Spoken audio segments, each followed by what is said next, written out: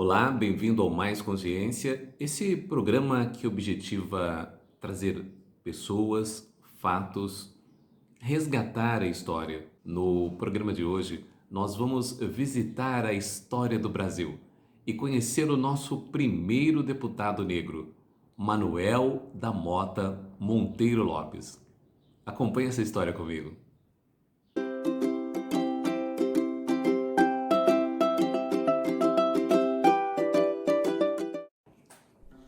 Manuel da Mota Monteiro Lopes é filho de Jerônimo da Mota Monteiro Lopes e de Maria de Paula Lopes.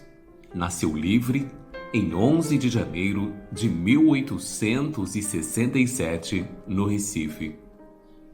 Fez seus primeiros estudos no ginásio de Pernambuco, de onde saiu em 1883 com o diploma de bacharel em Humanidades. Matriculou-se na Faculdade de Direito do Recife, formando-se em 1889. Em seguida, defendeu tese doutorando-se. Exerceu advocacia em Recife até 1892. Mudou-se para Manaus, onde foi chefe de polícia, promotor público e juiz de direito. Mudou-se para o Rio de Janeiro, então a capital do Brasil. Monteiro Lopes vestia-se de maneira formal e sóbria, de casaca em tecido pesado e de cor escura, além de usar cartola, projetando uma aparência de seriedade e altivez. Residia no subúrbio, perto da Estação do Rocha, localidade que hoje abriga o bairro do Caju. Também mantinha um escritório nas proximidades da Praça Tiradentes.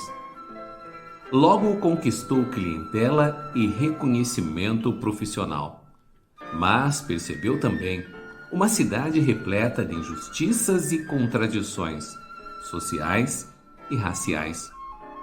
O Rio queria ser Paris e, para a elite carioca, práticas culturais populares, além de crenças religiosas de matriz africana, representavam um atraso. Assim, ele assistiu à população pobre perder suas casas no centro da cidade e ter pioradas as suas condições de vida. Sensível a estas questões, passou a posicionar-se no debate público. Se envolveu com associações de trabalhadores e ingressou na Irmandade do Rosário dos Homens Pretos. Discípulo de José do Patrocínio, afiliou-se à maçonaria e iniciou militância político-partidária. Republicano, socialista não revolucionário, defensor dos trabalhadores. Em 1896, pertencia ao Partido Republicano Nacional. Em 1903, candidatou-se e foi eleito pelo voto popular para o cargo de intendente municipal, o que seria o vereador da atualidade. Atuava em favor de operários e classes pouco favorecidas. Depois tentou uma vaga na Câmara Federal, mas não se elegeu. No final de 1908, abraçou um projeto do Partido Democrático, que defendia a soberania popular e o voto secreto. Durante sua campanha, sofreu com os jornais que publicavam sátiras, chacotas, artigos de cunho racial. Foi eleito no primeiro distrito com 2.337 votos, o terceiro mais votado. Mas a sua guerra apenas estava começando. Na época, o candidato eleito precisava ter o total de votos reconhecido em várias instâncias, além de passar pela Comissão de Verificação de Poderes, que diplomava os eleitos e costumava referendar apenas os mandatos dos políticos pertencentes àqueles grupos que já dominavam o poder. Nos bastidores, diziam que seria uma vergonha deixar entrar no Congresso um homem da cor do senhor Monteiro Lopes. Seria uma afronta ao bril da raça superior. Segundo o jornal Correio da Manhã, na edição de 16 de fevereiro de 1909, quem estava à frente dos conchavos para impedir a diplomação daquele político preto era o Centro Industrial, a associação de classe, composta em sua maioria por antigos fazendeiros, ex-negociantes de escravos.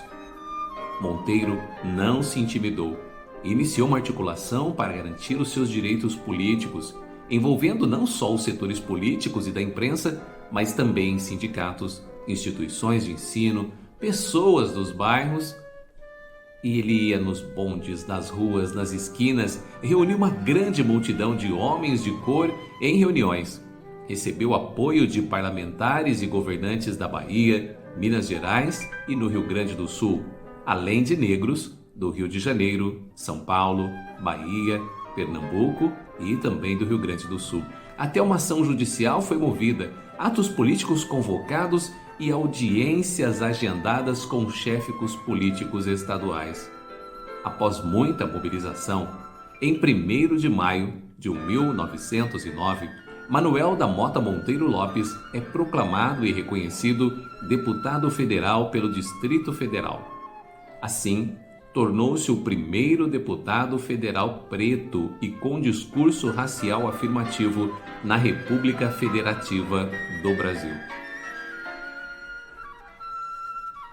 O nosso personagem também tinha outras paixões.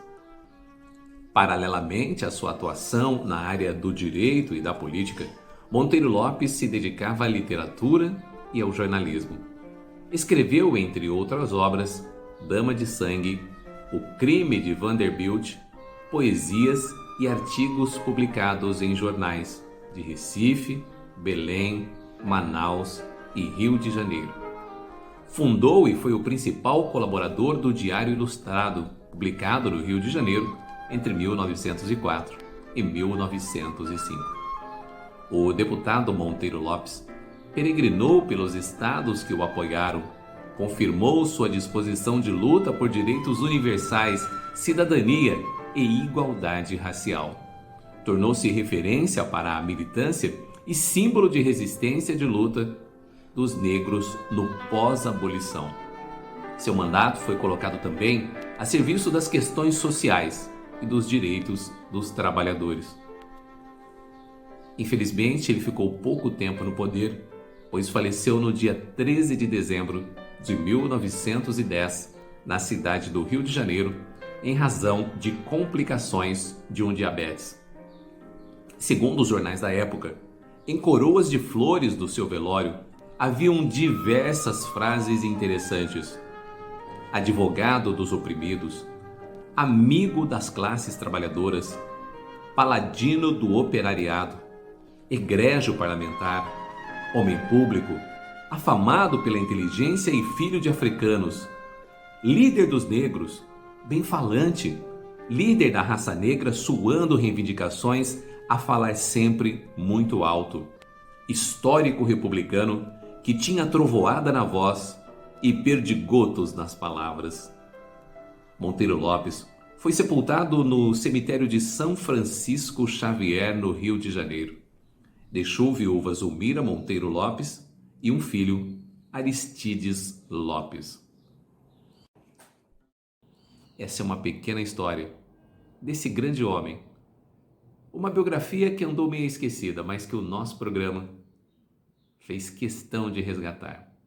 Você já sabe, aqui no Mais Consciência, sempre trazemos um fato, um personagem de relevância na luta contra o racismo, o preconceito e a discriminação.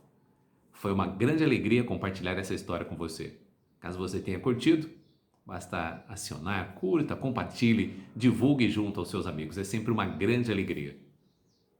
Até o nosso próximo Mais Consciência.